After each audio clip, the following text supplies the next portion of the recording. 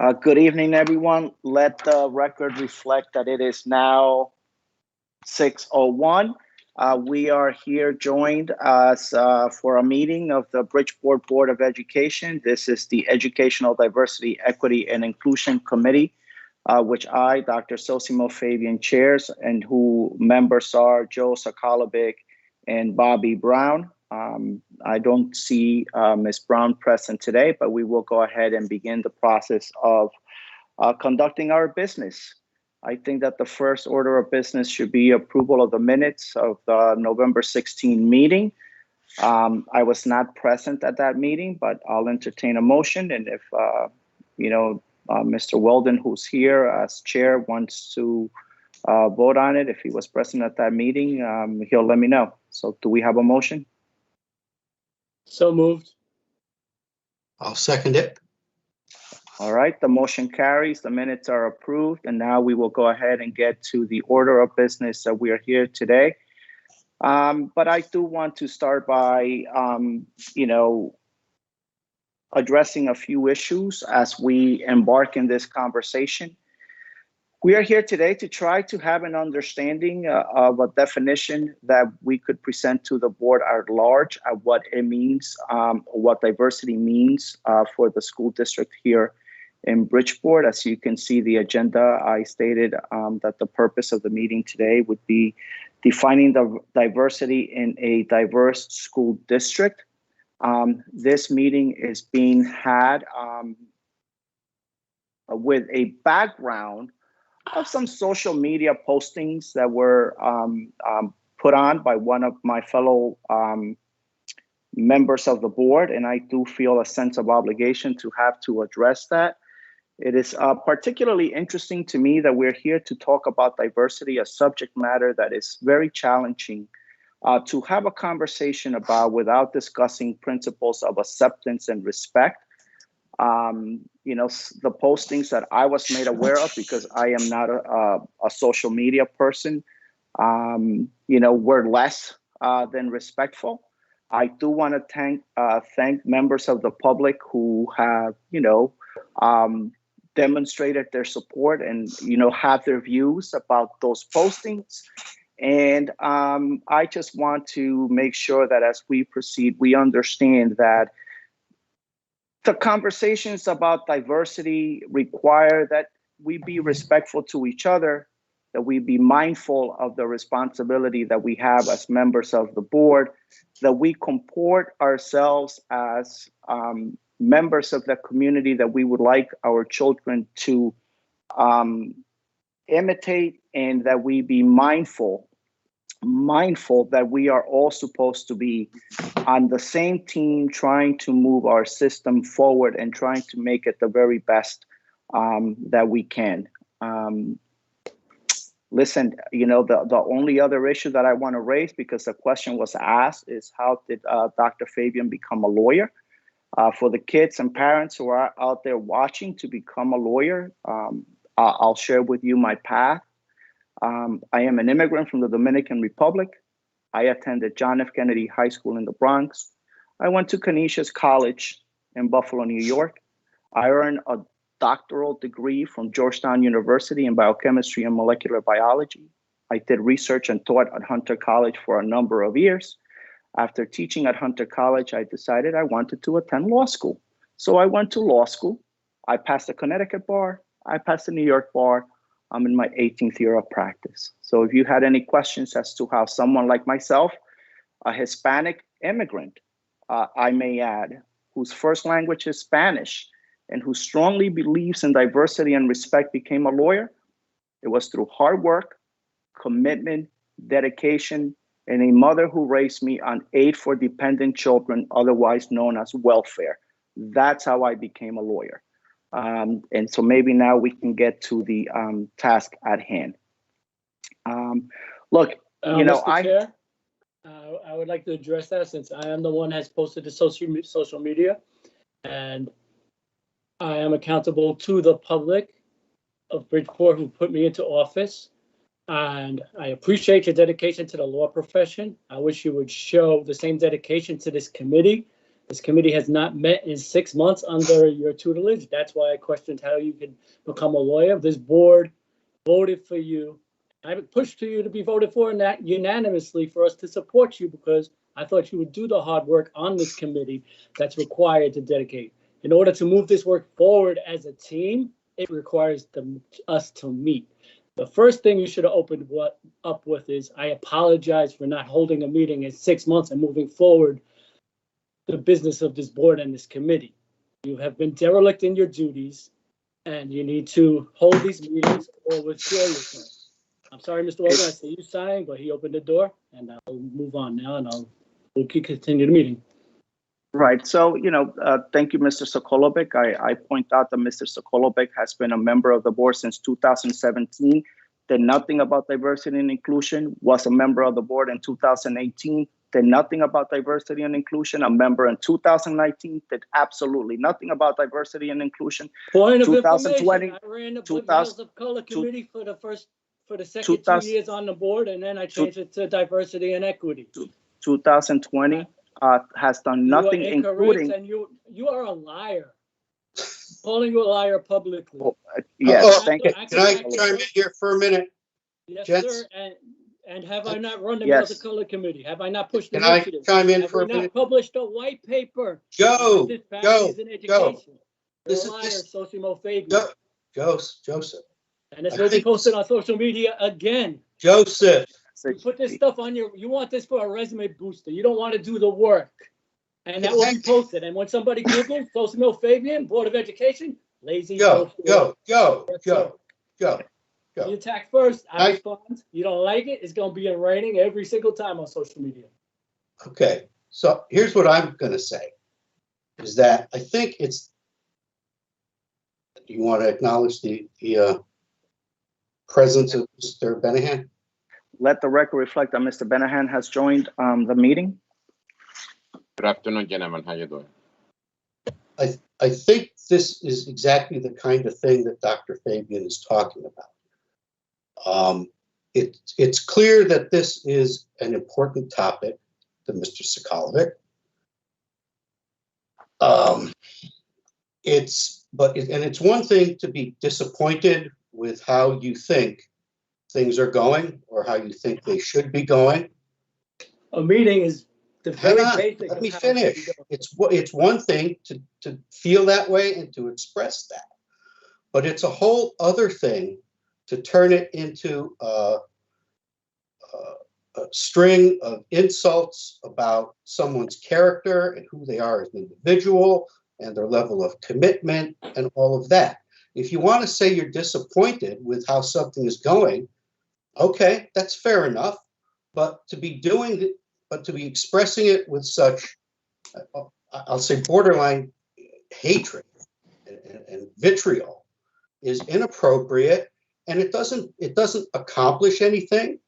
It only makes people look bad, and it takes away from the overall conversation. And I think that's where Dr. Fabian is coming from. I mean, we can disagree on things all we want, but we do have some kind of an obligation to conduct ourselves in a certain way publicly and to not, mudsling at each other. This is supposed to be a higher level discussion and not just a pigsty slop. Absolutely. And that's I think what long he's as saying. Right. So long as the board meets and we give the respect to the public it deserves and putting us into office. We got voted into office by the public. We appointed Dr. Fabian to do a job. I expect it to be done. We are accountable individuals. I'm not here to receive cookies and pats on the back all the time. If I step out of line, I expect to be called on it publicly, personally, or whatever have you. And just for the record, if this committee does not start meeting and start producing as it should, I'm only going to escalate on social media. And that's the thing, is that doing that kind of thing, and now you're just threatening. I'm going to escalate on That was social a promise. media. I'm going to escalate the promise. mudslinging. That wasn't a threat. It was a promise. It's okay. Well, it's a promise. However tough guy way you want to phrase it, Joe. You're not holding anyone accountable. You're You're just gonna hold the turning, people accountable. you're turning the whole thing Can you into a emphasize farce. to Dr. Fabian that committees need to meet, or he will be removed Com- from the committee? And you know, and You have- you have he's the chair of this committee, 6 and months. he gets to decide 6 months of when and how abandonment often. of our children. And here's the other thing, Joe. Instead of 6 months cranking off on abandoning social our media, children. why didn't you pick up the phone and call the guy? I emailed him. I fed him agenda emailed. items. I emailed No, him. I fed him have a agenda discussion. items. I spoon fed him the way to start this committee. And if you think you had Have a no social discussion, media, Joe. I have social media. I still got the email. Yeah. That's the Have thing a about writing. discussion. Have a dialogue. You know, Dialogue. Let's meet. We Have need a to dialogue. Pick up the phone. so Not everything is communicated Come on, in let's writing. find- let's- Pick up let's the just- phone let's just find out the and have a reading, discussion. let's just John- find out the You know, let's define. John- Let's move on to the agenda and define because we're and, just gonna and get after Yeah. all of this, we are still not talking about whatever Miss Dr. Fabian has come up with that he wants to start this discussion with. yes, and So John, maybe start going in that direction. yeah, I think we should. I think we should start going in that direction. Look, you know, the behavior speaks for itself. People can judge it as they see fit. You know, so let me. I think that what we need to do here, Joe, John, and Albert, is part of the problem that I've had in trying to figure out or ascertain in what direction we should be heading is that we don't have a working definition of diversity. And I think that the conversation we need to have should focus on that very issue. How are we going to define diversity and what metrics are we going to use once we define it to see whether we're moving in the right direction? So, for example, in the previous meetings that the Diversity, Equity, and Inclusion Committee has had, there are some graphics about the ratio of diverse students as opposed to diverse teachers. And we need to make an assessment as to whether that is the comparison, whether that is an appropriate comparison, or whether some other comparison needs to be made. But even in making that comparison, we don't have a working definition of diversity. I would venture to state that I don't think that the student population to the teacher population is the appropriate comparison because the pool of available certified teachers across the state of Connecticut, which is where we would have the ability to recruit, doesn't reflect our student population. So I think we need to have a conversation about what it is that we're going to consider diversity, how we're going to define it, how we're going to measure it, and what the long-term goals are going to be, all while keeping in mind, look, that this is a delicate topic that we need to be sensitive about, that we need to be savvy about, that we need to manage risk around, and that has the potential of having some unintended consequences. And we need to be mindful as we move along and as we try to make progress, that we take all that into account. So it is with that in mind that I would like to open the floor. Joe, you can go first as a member of the committee as to whether you have, given any thought as to how to define diversity. Yeah, I would like to start, if I may, with you are here for the overall objectives, and I'm not sure they even got to, and it addresses some of what you say, some of what you've said before, and the whole board was here for this, but prior to your tenure on the board.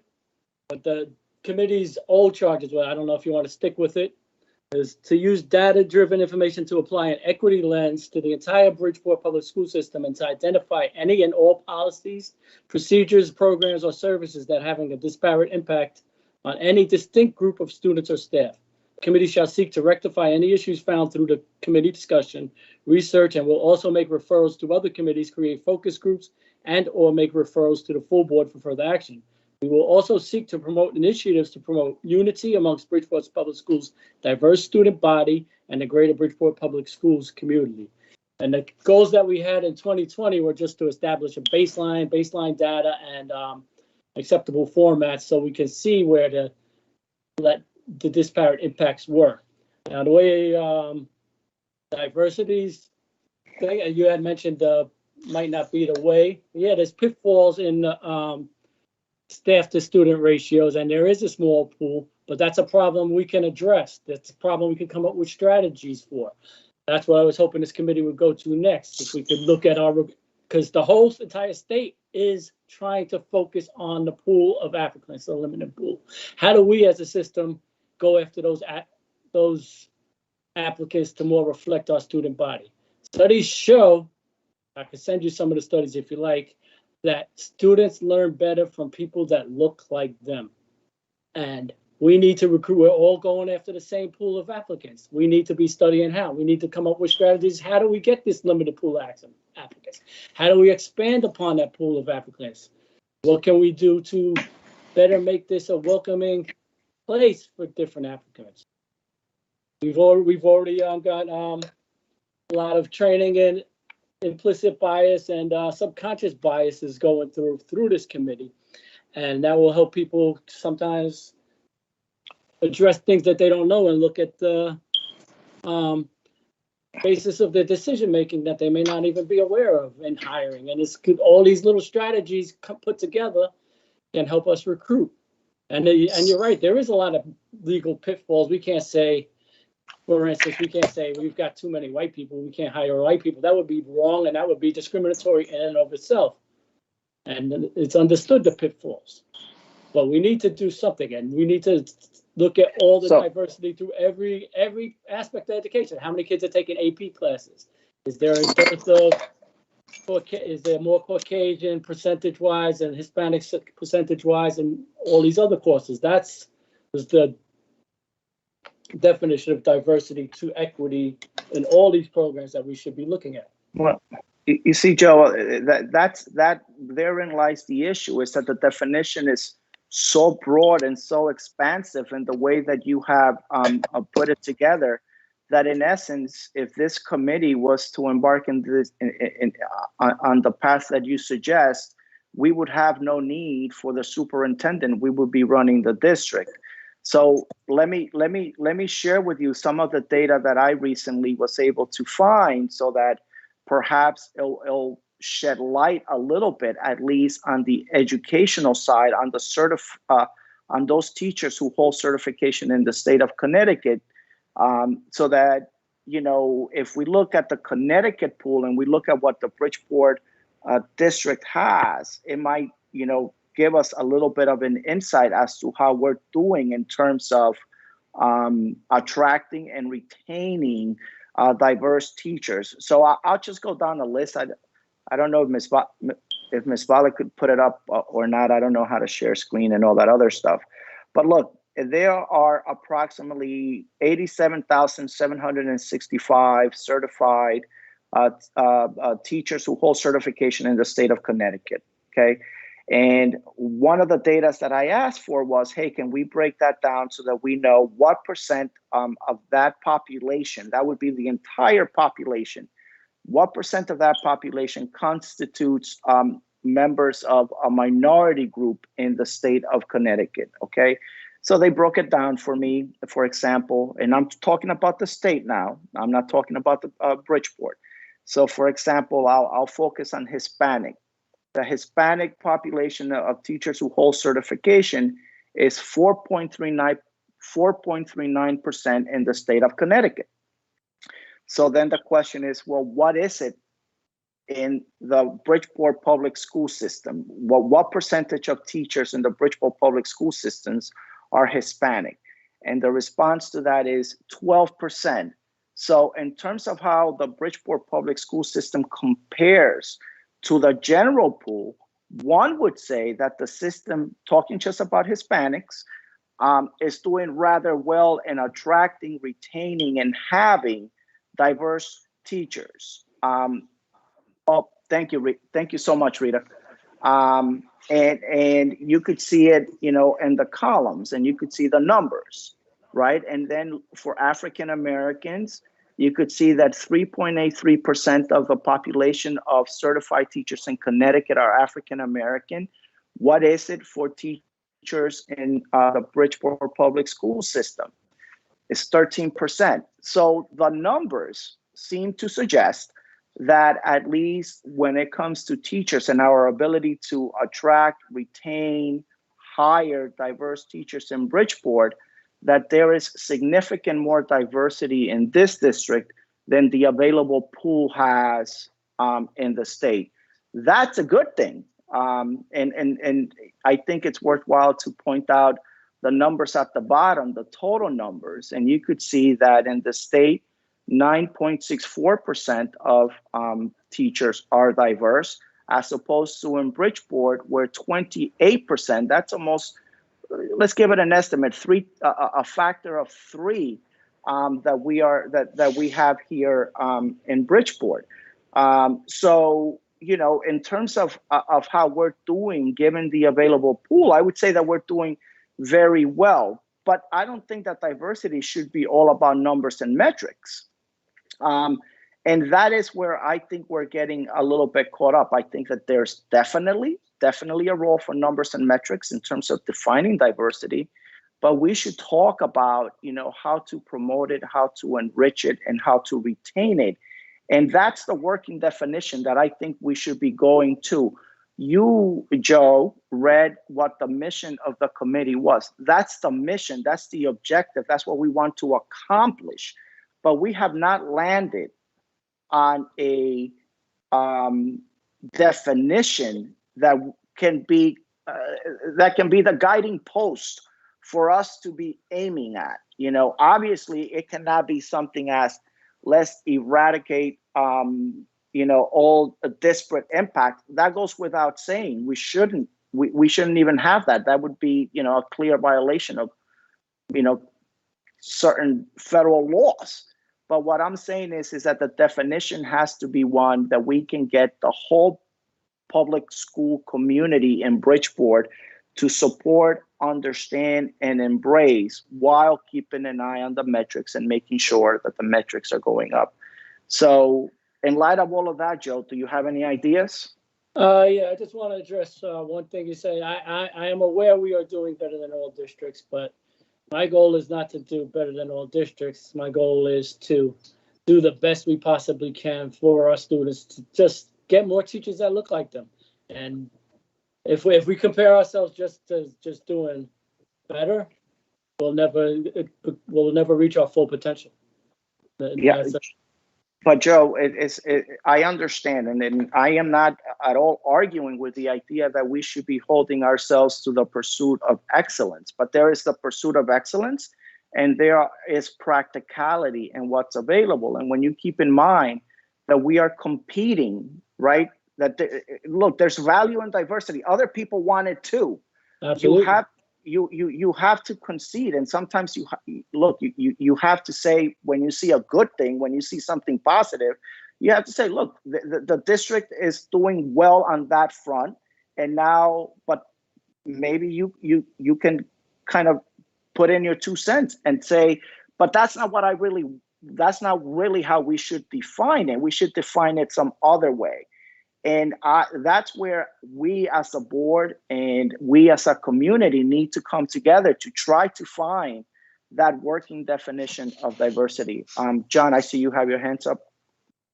Yeah, I think we need to acknowledge how well we're doing in hiring minority teachers.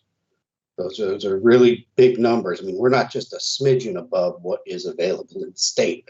We're like 3 times and 4 times what would be expected.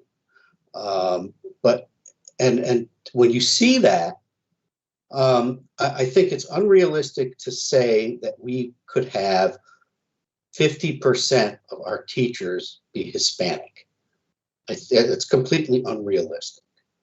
But with the numbers that we do have, you can comfortably say that a Hispanic student, at least more than one time in their school career, from kindergarten to 12th grade, is going to encounter a Hispanic teacher. And I think that's an important element, is that you don't just want them to be exposed to people who, as you say, Joe, look like them. I think you want students to be exposed to all different kinds of teachers, because those are the kinds of people they're going to encounter in the world when they leave us. So I think there's a value to them having teachers who look like them, whether they're male, female, or a particular ethnic background. But there's also a value to a student having a teacher who is that curmudgeonly old guy, because we all know that curmudgeonly old guy that we had to deal with at work or whatever.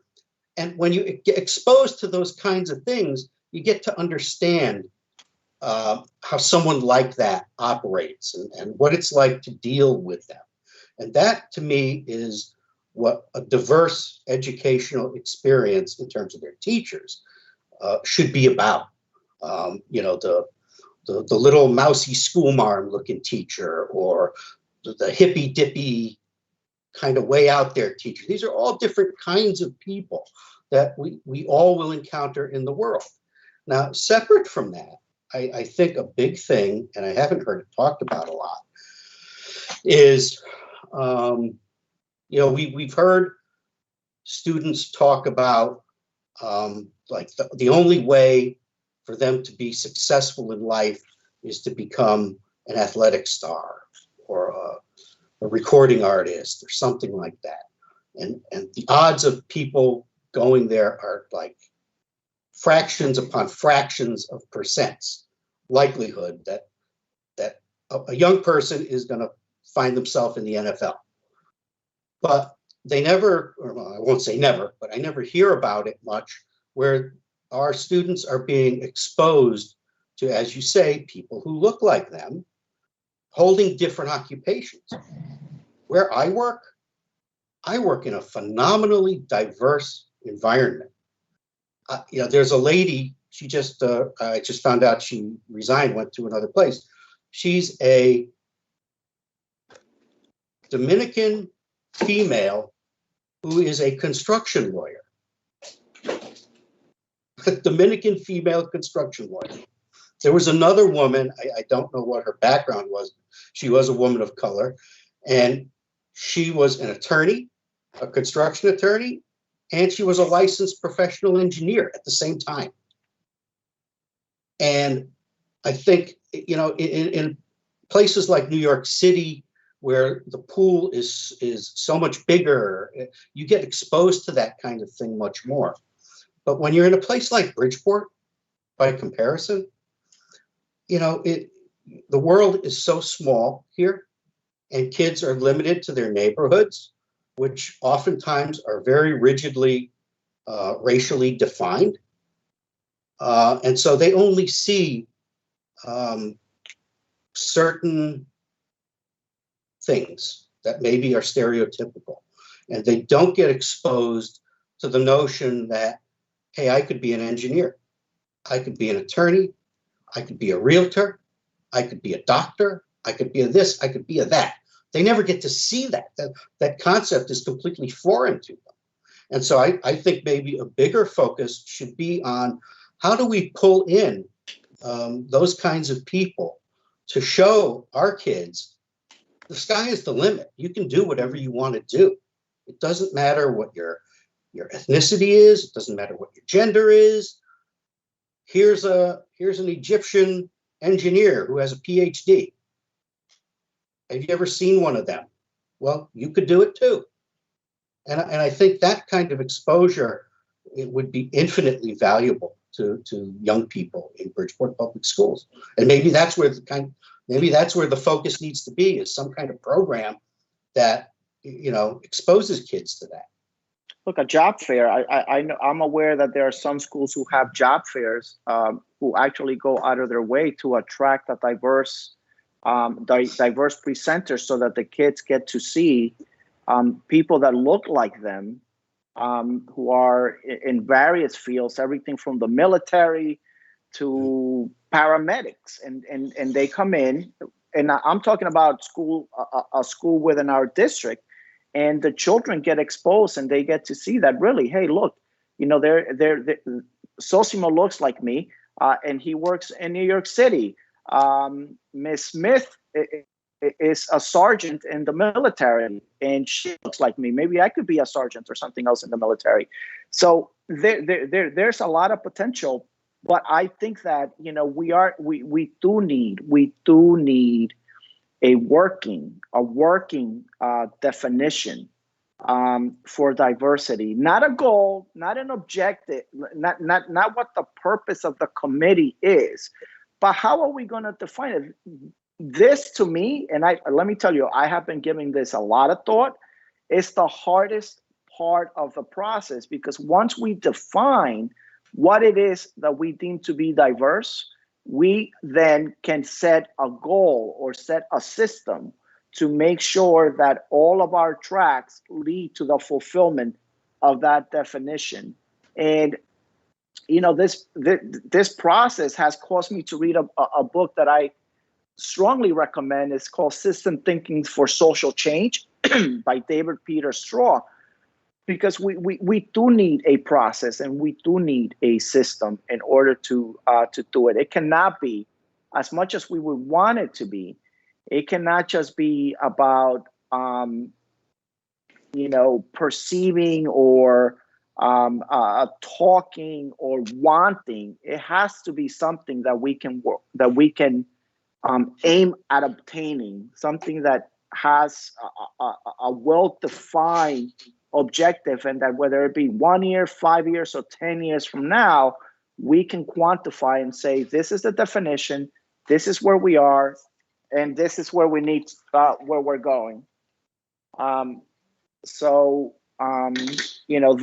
really, I think, is critical to the success of the committee. It is defining diversity, which is not particularly an easy thing to do. And in some of my conversations, I have had people say, well, if you have such a large population of diverse students, wouldn't diversity be exposing them to something different? In which case, it would be exposing them to the non-diverse employees. There's value, power in diversity. And Joe is absolutely right. Plenty of studies out there that demonstrate that students perform better, learn better, grow better, and achieve better when they have role models in their lives. No question. No question about that. But we need to have the definition of what it means to be diverse. And this very well might be or present an opportunity for us to put together some parents or some members of our community to draft a definition for what diversity is, or what they would like diversity to be, so that then we can go ahead and engage in the process of trying to achieve our goals. The metrics in comparison, state to our districts in terms of diverse teachers, we're doing phenomenally well. What else? Where else can we go ahead and grow and make sure that we have a strong, diverse district that reflects our community and our community values? And that's what I haven't heard. That is what is not at the on the table right now, and where I would like for us to go. Joe, I'm sorry, you have your hands up. I didn't see that. Yeah, no worries. We're talking a lot about the definition of diversity, and for me, it's pretty self-explanatory. Diversity is different groups, backgrounds, ethnicities, races, religions, colors, creeds, and all these differences between everybody. That is diversity. What I think we're missing is the definition of equity. I think is what we should be more focused on. Equitable outcomes for all our students. Okay. Like say, my son's a mixed child. I want him to have the same opportunity as, say, a non-mixed child. And I'm just using my son as an example because it's easy. And these are the things we need. I think we need to be focused more on the equitable outcomes, and looking at the equitable outcomes is definitely data driven. And we are doing phenomenal as a district compared to other districts, but we are still falling short with a 40-point spread between the percentage of Hispanic teachers and Hispanic students, and a 20-point spread between African American students and African American parents. Anything we can do to close that spread, and it's not taking away anything from the superintendent, it's not trying to control the district, it's spitballing ideas and trying to put processes and programs. Because the disparities were worse years back, and there were programs in place. So I see to fix the spread of mostly, I think it was mostly focused on African Americans because we made great strides. And if you look at the disparity and once you get up to the administrative level, there's barely a disparity in African Americans to African American students. But when you go up to the Hispanic population in administration, there's a disparity there. Now, just pointing out a disparity doesn't mean that we're doing something wrong. It just means it exists, and we got to take a look at it and see how to. And also, as I said, also the students taking a test. It's not saying something's being done wrong if, say, just an idea, say African American students are taking the SATs in such a proportionate way as the other students. That means that's just a group we might have to look at to pull further up to meet goals and criteria. And that's why I think equity should be more the focus, and perhaps inclusion. Diversity seems like a very straightforward definition. Okay. I mean, look, we can talk a little bit about, we can talk a lot about equity, actually. And I do agree with you that equity can, to me, is much more easily measurable than than the other two, because we do have a diverse district. I mean, there's no question about that. I think that we're rich in diversity, quite frankly. And then now we need to talk about concepts of equity, and maybe that's where we begin. And that, if you want, that can be the next phase of this, is maybe getting some statistics on test rates, test results, graduation rates, classes, AP classes being taken, a number of different factors. Now, when we begin to embark on that journey, it's very difficult to find one defining event that we can say this is it and this is what's causing the perceived disparity between one group or another. Because there are many, many social factors, obviously, that influence those. And then the question becomes, how do we as a district correct some of these shortcomings or make up for those social factors? That's, that is something that we can go ahead and do if we have the numbers. And I will request those numbers so that we can see, do a comparison. I do think that the comparison has to be both internal and external. What I mean by that is that it should be within district and with the state, so that we always have our eyes as to how others are doing, and we can compare ourselves to others. But we should also be mindful that the internal numbers might be very informative. So that's something that I think I will go ahead and request stats for the next meeting, and we can have a conversation about what equitable ideas we can have. Although I can tell you that I suspect that given the richness of diversity that we have here, there are a number of factors that are going to militate in favor of there being equity-based, or that the numbers will support that our minority population as a whole, we may not be able to pick out these differences. And then at some point, we're going to have a conversation about inequities, and what type of inequities are built into the system that we can maybe dislodge, so that we create additional avenues of opportunities once those inequities are taken out of the mix. And that can include, look, People have stopped me to talk about inequities in busing. It could very well be that we could do a little bit of a conversation about that. You know, we have Hispanics moms who think that the schools of their choice, that the busing is not available. You know, you hear a lot of things, whether these things are true or not true, but certainly worth looking into. But this is a task that is not going to be accomplished overnight. This is a task that requires lots of conversation, and one where I truly think that we should be extending the pool of thinkers beyond this committee. I think that we need to almost have an innovation council or a group of citizens who are willing to give us of their time to help us identify some of these issues. So, Joe, your hand is up again. Oh, that was from before. I got something else, but I'll let call everybody else. You got a couple of people who haven't spoken. Oh, John, go ahead. Oh, wait, I'm sorry. I see Dr. McPherson. Dr. McPherson hand is up. Dr. McPherson, are you there? I do apologize. Yes, I am here. Can you hear me? Sure. I do Yes, we can. apologize. My hand is not, that inadvertently happened. I'm lowering my hand. I'm sorry. Okay. I didn't have Thanks. a comment. Okay. Mr. Weldon? Okay. Yeah, a couple of thoughts I had.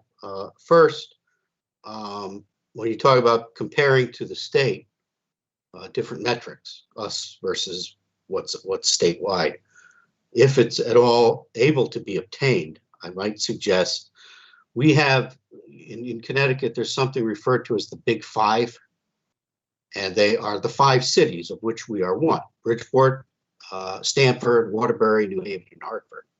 So to the extent you can maybe lay those other 4 cities beside us to see how maybe we compare to them. Are we on par in certain areas? Are we exceeding in other areas? That might help give us an understanding of whether we're really exceeding or excelling in a certain area compared to our peers, not just to the overall state. Again, if that information is even available, there's no need to, knock ourselves out if the information is just not there. And the other thought I had is, there's a lot of things get thrown out there that aren't necessarily fact, but are maybe perception. There may be certain perceptions of inequities, but they aren't realities.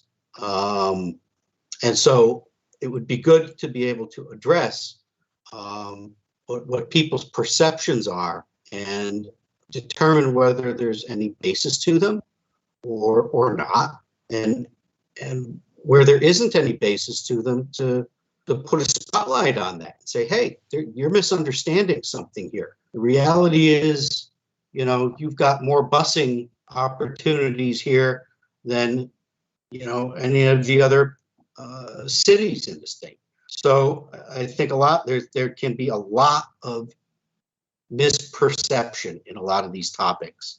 And I think we need to get at the root of what's real versus what's really just in some people's heads. John, the only way really to do that is to try to conduct a district-wide survey, putting together a survey so that we can go ahead, and assess what is in people's mind. And, even in terms of the, employees of the district, it would be good to have a survey to see their degree of satisfaction and their perception of what they might see as being either inequities or barriers to success for people of color, both internally and as outside. So, look, those are conversations that I think that I can go ahead and have with the superintendent, and maybe as a committee work together to try to put together a survey that we can roll out to see what the response are, what comes back, and what actions we can take. I think that in anticipation of our next get together, I am going to go ahead and try to come up with proposals for definition on all three of these fronts: diversity, equity, and inclusion, to circulate. I'm going to try to see if we can promptly meet once those definitions are circulated, so that we can find and refine ways of identifying metrics that will serve as baseline and guide us in the future, so that we could see whether the work that is being done is moving the needle. Because right now I feel that there is no metrics, there is no baseline, there's a lot of emotions, but there is no real guidance that gives me a baseline, so that any action that we were to take or any misapprehension that we may have, we can either eliminate, substantiate, or say our actions had an impact and this is where things went. And I cannot reemphasize that this is an area where sometimes, with the very best of intentions, there can be unintended consequences, and we want to guard ourselves. We want to make sure that our actions are moving things forward and not causing a divide, not causing resentment. We want unity, we want togetherness, we want to move forward as a district, not excluding anyone as we do so. So that, I think that should be our goal and our plan. I'm going to just point out, I don't know if you're even aware of it, Dr. Fabian, but I know they had one session with a gentleman named Derek Gay, who was a diversity specialist at the staff level. Board members were allowed to participate in it. I don't remember if you did. I know I did. And I think he did some kind of survey at the time. And I also think they're planning a follow-up session with him at some point. I don't know the details, but you might ask Mr. Testani about that. Okay. I will. And maybe before we break, I do want oh, sorry, Joe, you go ahead. You have your hand up. Yeah, I was just going to concur with what Mr. Weldon was saying about comparing the states, the Big Five. And because that's very important, because if we compare it to the overall metrics of the state, you got like Greenwich. For instance, if Greenwich happens to have 3 Hispanic teachers, they're going to be exceeding the metric of proportionality, perhaps, because the population is student population is overwhelmingly white. That's why it's important to do the comparisons with like-minded districts. Okay. Okay. So look, we have our work cut out. I do have to say that, I am mindful of the passion that my fellow board member Joe has for this subject matter, but I do ask that in exercising that passion, that we try to be understanding of each other. And it is, I cannot emphasize more that this is one of those areas where inclusiveness and respect go hand in hand. I would be remiss if I professed to be perfect. I would be remiss if I did not admit that there are only 24 hours in a day. There is work, there's family, and there's the board. All of those things are important, and I have to balance all of those things out. So things do take time. But I also would be remiss if I didn't openly state that some of the remarks I found to be hurtful, but hopefully we will get behind that and we will move forward and be able to do good collaborative work to put our kids in a good, solid place. So from this point forward, will we be meeting regularly? We will meet regularly in accordance to my availability and my schedule. I think that I just set forth a plan. I would like to have at least, my mental goal, just so that Joe, and John can hear it and Albert can hear it. My mental goal was that this was going to be the latter 6-month project for me.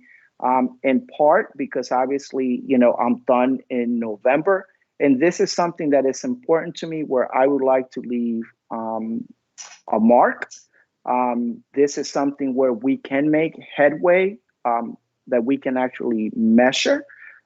But, again, we'll meet, but I have to be responsible to my many other responsibilities. And you can rest assured that the meetings will be held with greater frequency, and that, there are going to be what I hope will be measurable outcomes from the push in the next few months.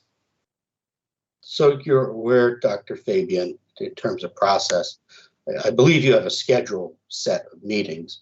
Yes. You're free to alter that anytime you want. You're free to have a meeting at any time other than what you previously scheduled. So, Yes. if there are elements to your work or personal life that are hectic and make it problematic to hold a meeting when you initially planned to, get together with your other two committee members and say, hey, can we meet on this day instead? That's fine. You're allowed to do that. Yes, and we'll definitely do that, and I think that we are now on our way, and we will make forward progress. Okay. All right. Do we have a motion to adjourn? Motion to adjourn. Second. Motion Second. carries. Thank you. Motion carries. Thanks, everybody. Have a good night. Good night.